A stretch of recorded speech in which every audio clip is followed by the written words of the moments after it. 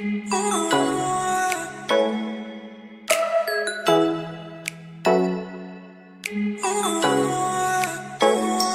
Friends, welcome to Kongu Nila Soru. இன்றைக்கி வெண்டைக்காய் chops பார்க்க போகிறாங்க. முழு வெண்டைக்காய் டிஃப்ரெண்ட் ஸ்டைலில் பண்ணியிருக்கேன். ஸ்கிப் பண்ணாமல் பாருங்கள், செம்ம டேஸ்டியாக இருக்குங்க. அதே மெத்தடை ஃபாலோ பண்ணுவீங்க. என்னோடய சேனலுக்கு சப்ஸ்கிரைப் பண்ணாதங்க, சப்ஸ்கிரைப் பண்ணிடுங்க. வாங்க வீடியோக்குள்ளே போகலாம். இப்போ நம்ம வெண்டைக்காய் சாப்ஸ் பண்ண போகிறாங்க. டேஸ்டியாக இருக்கும். மசாலா ஐட்டம் கொஞ்சமாக போட்டு வெண்டைக்காய் எப்படி பண்ணாலும் சாப்பிட்றலாம். இது கொஞ்சம் டிஃப்ரெண்ட் மெத்தடாக இருக்குங்க. இந்த சென்டரில் அப்படியே கீரி எடுத்துட்டோம்.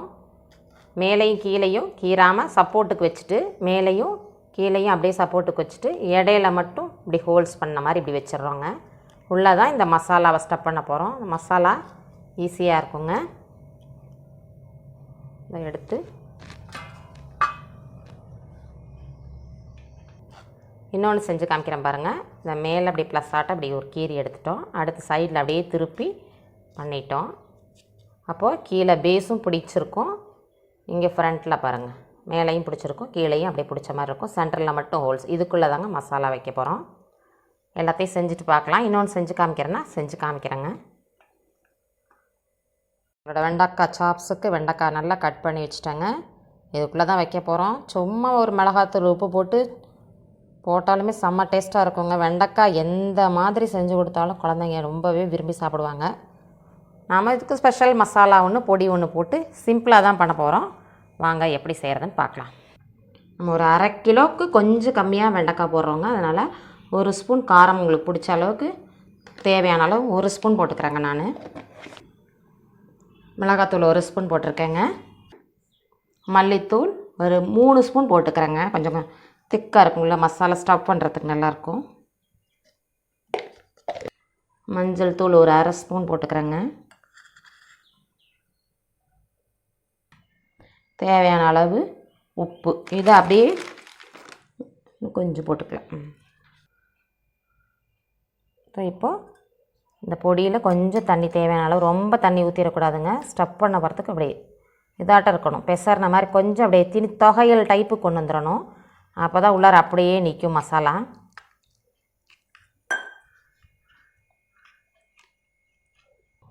இந்த டைப்பு கொண்டு வந்துடணுங்க. அப்போ தான் மசாலா உள்ளார நிற்கும். இது மேலே நம்ம ஒரு பொடி ஒன்று லாஸ்ட்டாக போடுவோம். இது லேசாக ஒன்றில் வச்சு காமிக்கிறேன் பாருங்கள். அதே மாதிரி எல்லாத்துலேயும் வச்சுக்கோங்க. சரி, கொஞ்சம் கொஞ்சமாக உள்ளார ஸ்டஃப் பண்ணி கொஞ்சமாக வச்சு அப்படி சீட் பண்ணால் போதுங்க. வைக்கிறது கொஞ்சம் ஈஸியாக தான் இருக்கும். ஒன்றுக்கா நம்ம வைப்போம். பொரியலுக்கெல்லாம் டக்குன்னு கொஞ்சம் மட்டும் இது பண்ணால் போதுங்க. இது மாதிரி எல்லாத்துலேயும் ஒன்றுக்கா இது வைக்கிறது தாங்க கொஞ்சம் லேட் ஆகும். டேஸ்ட்டாக சாப்பிட்ணுன்னா கண்டிப்பாக கொஞ்சம் ரிஸ்க் எடுத்து தான் ஆகணும். மேலே பொடி ஒன்று கோட் பண்ணுறப்ப ஈஸியாக இருக்குங்க. அது நல்லா பவுடர் டைப்பில் இருக்கும் அந்த பொடி. உங்களுக்கு அதோட லிங்க் நான் கொடுத்துட்றேங்க, டிஸ்கிரிப்ஷனில் கொடுத்துட்றேன். போயிட்டு அதை பார்த்துக்கோங்க. அந்த வெண்டைக்காய் சாப்ஸுக்கு எல்லாத்தையும் ஃபுல்லாக தடவி வச்சுட்டோங்க. ஃபுல்லாக ஒரு லேசாக அப்படியே அப்படின்னு சொல்லக்கூடாது. வெண்டைக்காய் சாப்ஸுக்கு அந்த மசாலா நம்ம கலந்து வச்சுருந்ததை ஃபுல்லாக எல்லாத்தையும் உள்ளார ஸ்டஃப் பண்ணி வச்சுருக்கோங்க. அந்த கேப்பில் சூப்பராக இருக்கும். வாங்க எப்படி செய்கிறதுன்னு பார்ப்போம். வச்சாச்சுங்க. எண்ணெய் ஒரு குழிக்கரண்டிக்கு மேலேயே வச்சுக்கலாங்க. எண்ணெய் கொஞ்சம் ஜாஸ்தியாக தான் வெண்டைக்காய்க்கு தேவைப்படும். நல்லெண்ணெய் ஆயில் 2 கலந்து ஊற்றிருக்கேங்க. நல்லெண்ணெயில் பண்ணலாம், தேங்காய் எண்ணெயிலையும் பண்ணால் நல்லாயிருக்குங்க. கொஞ்சம் மஞ்சள் தூள் கோட்டிங்க்கு அதில் போட்டிருக்கோம். இருந்தாலும் இது கொஞ்சம் பார்க்குறதுக்கு கலர் கொடுக்குங்க. ஒரு பிஞ்ச் அளவு ஜீரகம் போட்டுக்கிறோம். ஒரு 1/4 ஸ்பூன் மிளகாத்தூள் போட்டுக்கிறோம். கொஞ்சோண்டு உப்பு போட்டுக்கிறேங்க. அதுக்கு போட்டாச்சு, அந்த ஃப்ளேவர் காய்க்குள்ளே போய் சேர்றதுக்காக. இப்போ மசாலா தடவி வச்சுருக்க வெண்டைக்காயை அப்படியே போட்டுக்க வேண்டியதாங்க. இது அப்படியே ஒரு 15லேருந்து 20 நிமிஷங்க. கலர் மாறாமல் அப்படியே இருக்கும். நல்லா கருன்னு செவந்து வர வரைக்கும் அப்படியே வைக்கணுங்க. ஒரு 2 நிமிஷம் 3 நிமிஷத்துக்கு ஒரு தடவை அப்படியே சிம்மிலையே வச்சு பரட்டிகிட்டே கொண்டு வரணும். இப்போ கொஞ்சம் மூடி வச்சிடலாம். எல்லாம் மூடி வச்சு 2 நிமிஷம்க்கு அப்புறம் பார்க்கலாம். 2 நிமிஷம் ஆயிட்டுங்க. கலர் பாருங்கம்மா, கொஞ்சம் மாறிடுச்சு பாருங்கள். இதை அப்படியே பெரட்டி விட்டு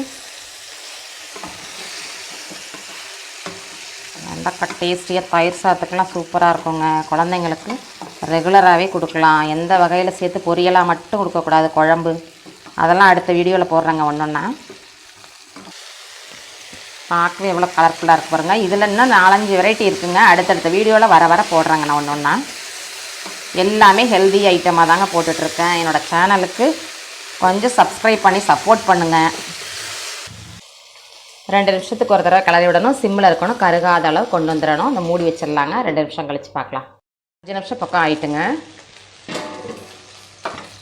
உங்களோட எண்ணெய் சட்டி எப்படி இருக்கோ அது தகுந்த மாதிரி பார்த்து பிடிக்காத அளவுக்கு அடி பிடிக்காமல் சிம்மிலையே வச்சு கொண்டு வந்துருங்க. என்னோட சீக்கிரம் ஹீட் ஏறுங்கிறனால சிம்மிலையே வச்சு, சிம்மில் வைக்கிறப்ப எந்த பொருள் குக் பண்ணாலும் நல்லா குக் ஆயிருங்க. பாதி குக்காய் பாதி குக்காகாமல் அப்படிலாம் இருக்காது. இந்த குழந்தைங்க இதை பார்த்தாவே அடாடா நாக்கில் அப்படியே எச்சு ஊறுது. சுகருக்கு ரொம்ப நல்லதுங்க. தயிர் சாதத்துக்கு அட்டகாசமாக போகும்.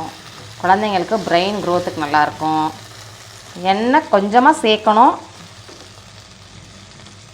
அதிலையே வச்சு கொண்டு வந்துட வேண்டியதாங்க.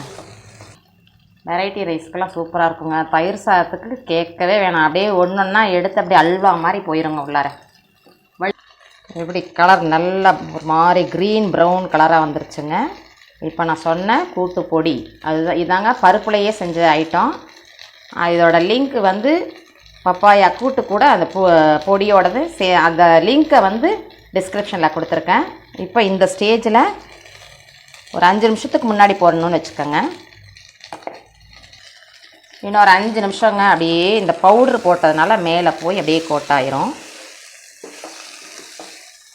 ஒரு 5 நிமிஷத்தில் நம்மளோட வெண்டைக்காய் சாப்ஸ் ரெடி ஆயிருங்க. ஒரு 5 நிமிஷம் கழித்து பார்க்கலாம். டைம் ஆயிட்டுங்க. எப்படி முறுன்னு வந்திருக்கு. 15 நிமிஷம் காமிச்சோம்னா வீடியோ லென்த்தாக போகுங்க. எப்படி கொண்டு வந்து அந்த பவுட்ரு போடுறது தான் இதில் விஷயமேங்க. அப்படியே போய் அதில் பைண்ட் ஆகி அரிசி மாவு அந்த பவுட்ரு அதெல்லாம் கிடையாது. நம்ம எல்லாம் பருப்பு ஐட்டத்தில் உளுந்து அந்த மாதிரி ஐட்டமாக போட்டிருக்கறனால நல்லா போய் கோட்டாயிருங்க. நம்மளோட வெண்டைக்காய் முறுமுறு வெண்டைக்காய் சாப்ஸ் ரெடிங்க. ப்ரெஸ் ஆன் பண்ணலாங்க. நம்மளுடைய முறுன்னு வெண்டைக்காய் சாப்ஸ் ரெடி ஆகிட்டுங்க. கண்டிப்பாக இந்த மெத்தடை ஃபாலோ பண்ணிங்கன்னா இதே மெத்தட்லேயே தான் நீங்களுமே செய்ய விருப்பப்படுவீங்க. இந்த வீடியோ பிடிச்சிருந்தா லைக் பண்ணுங்கள், ஷேர் பண்ணுங்கள், கமெண்ட் பண்ணுங்கள், சப்போர்ட் பண்ணுங்கள், சப்ஸ்கிரைப் பண்ணுங்கள். மறக்காமல் பக்கத்தில் இருக்க பெல் ஐக்கானை கிளிக் பண்ணுங்கள். அப்போ தான் நான் போடுற வீடியோக்கள் நோட்டிஃபிகேஷனில் வரும். தேங்க்ஸுங்க. நெக்ஸ்ட் வீடியோவில் பார்க்கலாம்.